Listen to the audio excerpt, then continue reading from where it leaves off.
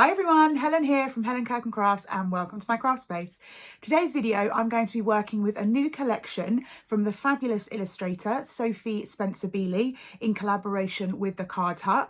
The collection is called Celebration and it really is a set of stamps that you're going to be using all year round for those special occasions to make beautiful handmade cards or home decor, scrapbook pages, all these sort of things.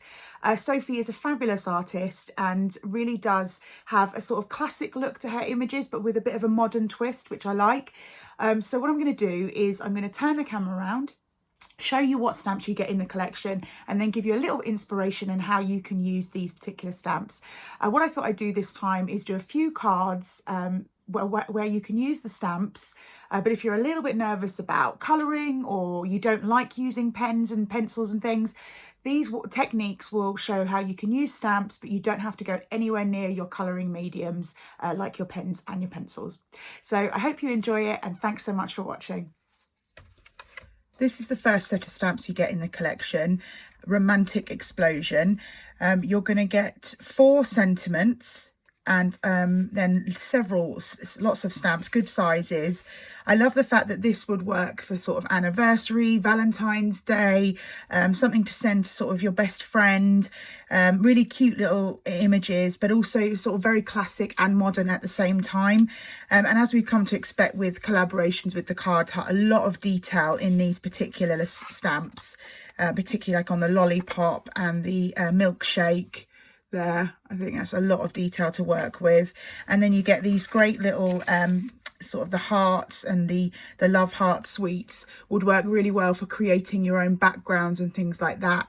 So a lot to work with on this one, and as always you get that sort of cheat sheet at the front to show you if you need that help or whatever to use for colouring purposes, almost like a guide. And the second set of stamps in this collection is Party Explosion, and this one is a little bit more leaning, in my opinion, towards the birthday, but I also think you've got a lot of this that you could work with for sort of New Year's Eve parties and things like that, and also changing up the colours. These would work for Christmas, things like that, changing up the colour of the cake, all that.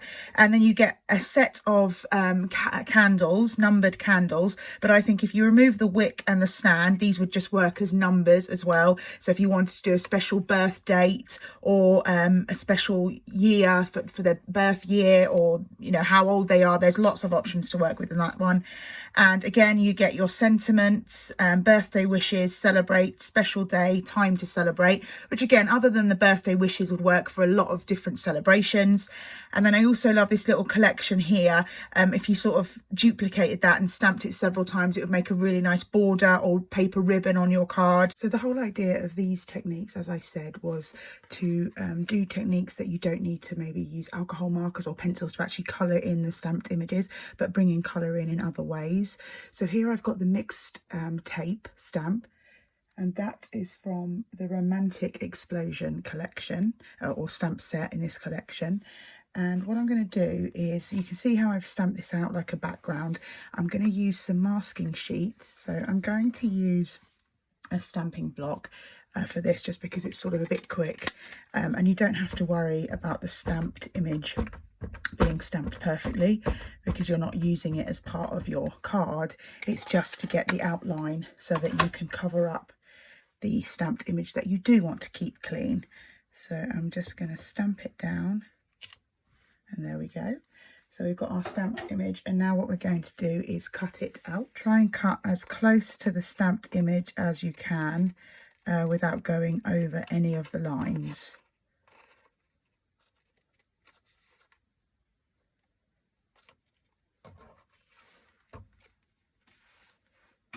So there it is, all cut out, and I've got a few others here.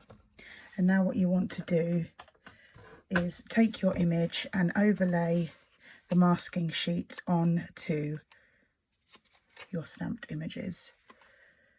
If you're using masking sheets that have a backing, I would keep them, because obviously these are going to get messy with the ink, but you absolutely can use them a couple of times. So if you're doing repeat cards or using this stamp again, keep those masking sheets. So once you've got them all covered, that's when you can start inking. Whenever I do inking, I always do it on a glass mat or a surface that I don't mind getting dirty, because it's then wipeable. You wouldn't want to do this straight onto a desk or anything like that.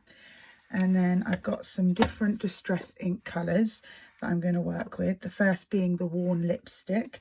There's lots of different brands of inks that you can get that work well with blending.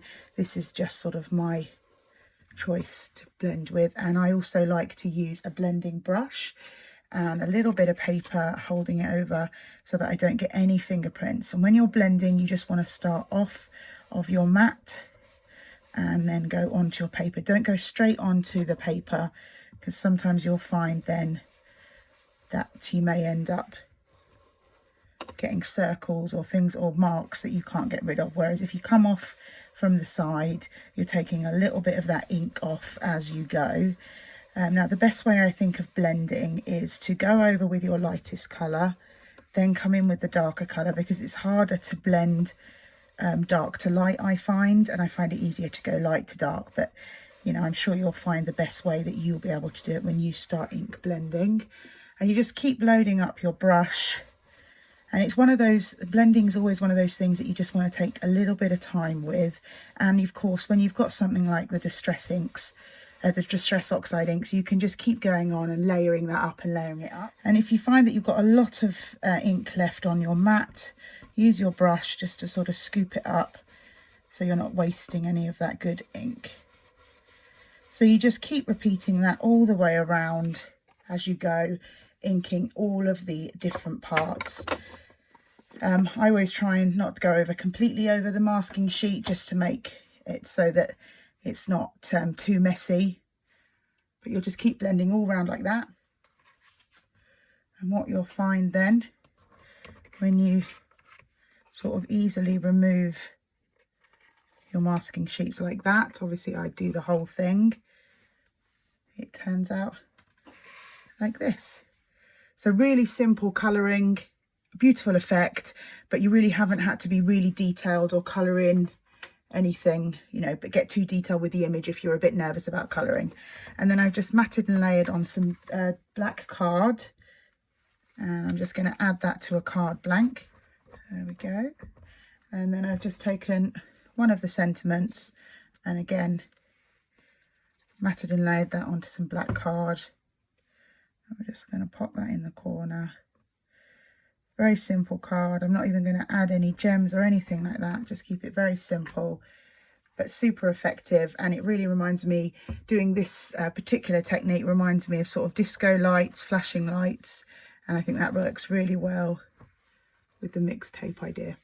Whereby you put the masking sheet on the white area and then just put the ink onto the tape. So it's exactly the same sort of effect, but as I say, the negative of that. So there's two options when doing masking and then ink blending. So first of all, I'm going to bring in my precision press again, like I always recommend when you're doing a lot of stamping to use that. And I've started stamping this down here with some Memento Toffee Crunch ink, and I'm just going to carry on building up our little image here. So we're just going to pop that on. I'm going to layer my stamp down here, pick that up,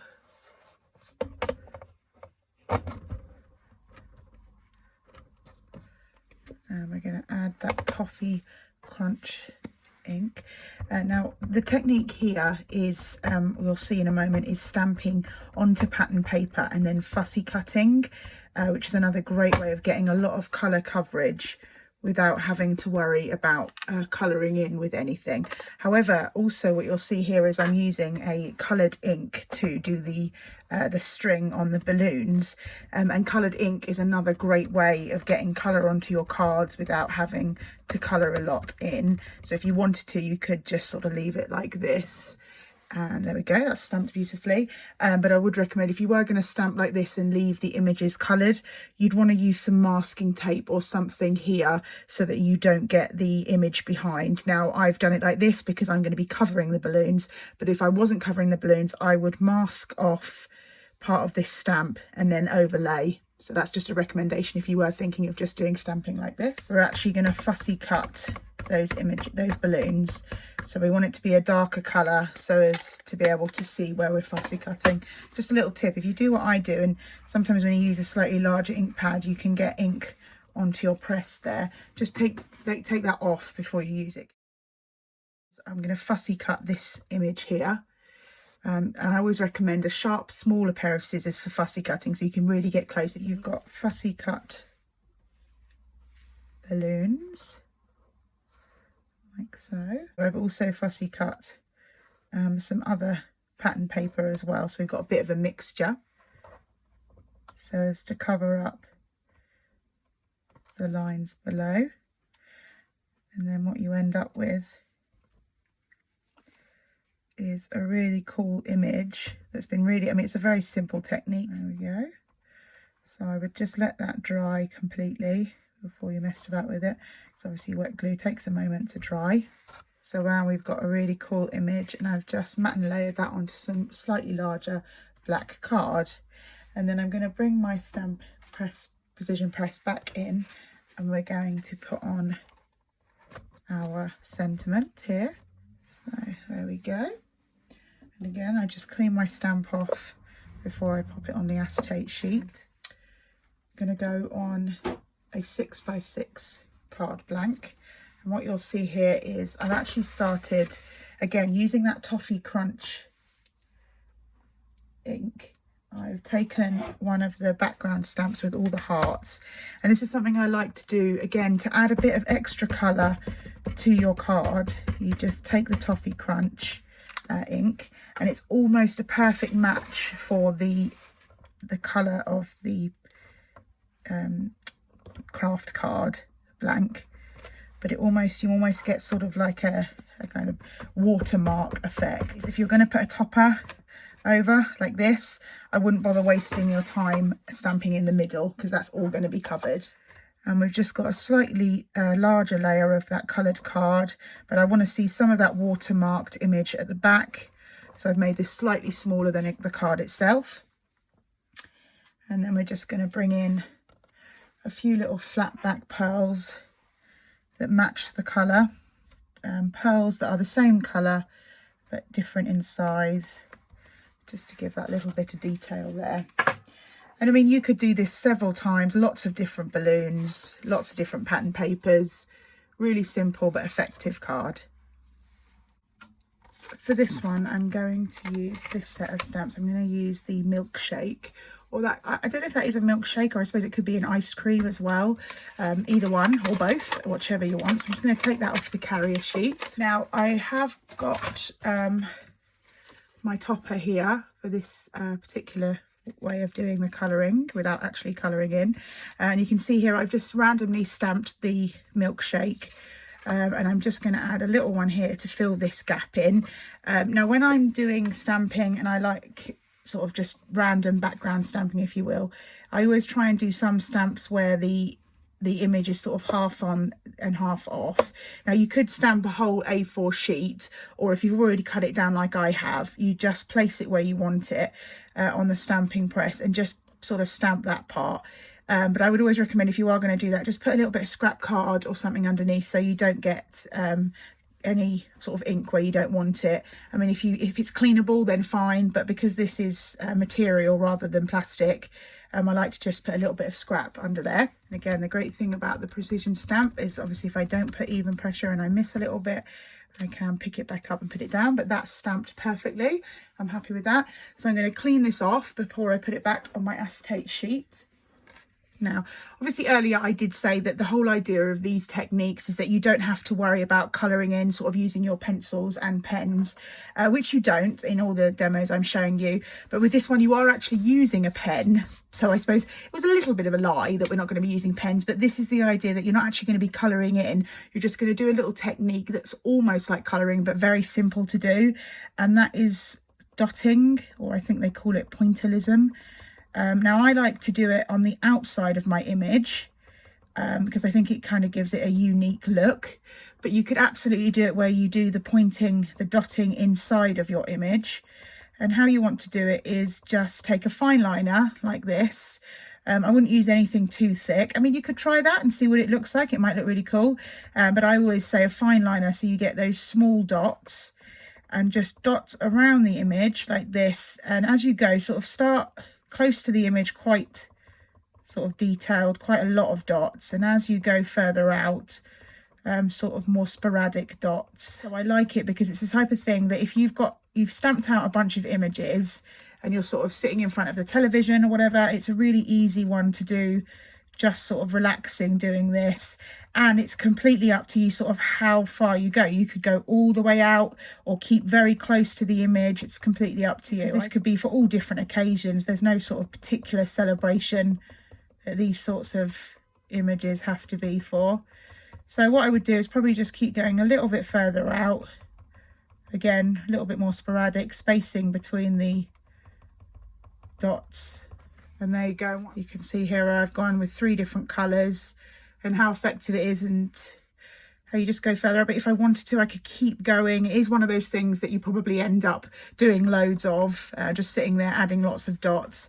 And then I've just matte and layered it onto some black card, very thin layer, just because I think when you have a white card or a card with a lot of white space, it's nice to have just that thin border. I love this technique because I think it's very effective but very simple. It doesn't need to be, you know, you don't need a lot of tools to do something like this. Just, you know, the stamping card, which I like to use stamping cards, the ink, and, you know, the stamps that we've got, and some pens. It's very simple, easy, but extremely effective once you're done. And add that to the card. A little tip, always make sure before you put your topper on that your card is the right way round. Can't tell you how many times I've gone to put a card on and the fold at the top is actually at the bottom and would be making the card upside down. So we'll just pop that there, not covering up too much. And then I've got some little flat back pearls to add onto our card as well to match in with the colours. And there we go, all complete. Very quick and simple way of getting an effective look with stamps without having to worry about colouring in too much. Just a few dots here and there.